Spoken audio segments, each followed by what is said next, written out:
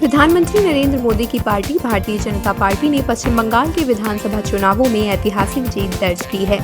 ये राज्य लंबे समय से विपक्ष का मजबूत गढ़ माना जाता रहा था, लेकिन इस परिणाम के साथ देश भर में बीजेपी की राजनीतिक पकड़ और मजबूत होती नजर आ रही है। पश्चिम बंगाल जैसे बड़े और राजनीतिक रूप से अहम राज्य में ये पहली बार है जब बीजेपी ने विधानसभा चुनाव जीता है। पिछले लगभग 15 वर्षों से यहाँ तृणमूल कांग्रेस की सरकार थी, जिसकी अगुवाई मुख्यमंत्री ममता बनर्जी कर रही थी।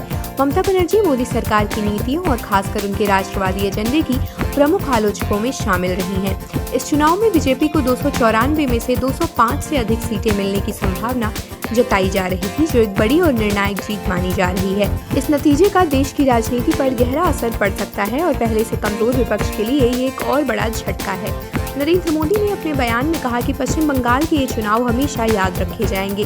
उन्होंने इसे जनता की जीत बताते हुए कहा कि सुशासन की राजनीति ने सफलता हासिल की और उन्होंने राज्य के लोगों के प्रति आभार जताया। पश्चिम बंगाल में मिली इस जीत के साथ बीजेपी का प्रभाव पूर्वी भारत में भी तेजी से बढ़ा है। 2014 में मोदी के प्रधानमंत्री बनने के बाद से पार्टी की राजनीतिक ताकत लगातार बढ़ती गई है, जबकि विपक्ष आपसी मतभेदों के चलते कमजोर होता गया है। इसी के साथ बीजेपी ने असम में भी सत्ता बरकरार रखी है, जिससे अब देश के 28 में से 20 राज्यों में पार्टी की सरकार हो गई है। हालांकि चुनाव से पहले मतदाता सूची में संशोधन को लेकर विवाद भी सामने आया। सरकार द्वारा चलाए गए विशेष गहन पुनरीक्षण यानी SIR अभियान के तहत करीब 27 लाख मतदाताओं के नाम सूची से हटा दिए गए।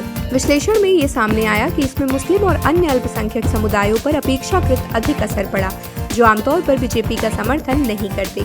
कई लोगों को समय रहते अपनी आपत्ति दर्ज कराने का मौका भी नहीं मिला। विपक्ष और तृणमूल कांग्रेस के नेताओं ने आरोप लगाया कि यह प्रक्रिया चुनाव को प्रभावित करने के लिए अपनाई गई। हालांकि सरकार ने इन आरोपों को खारिज कर दिया।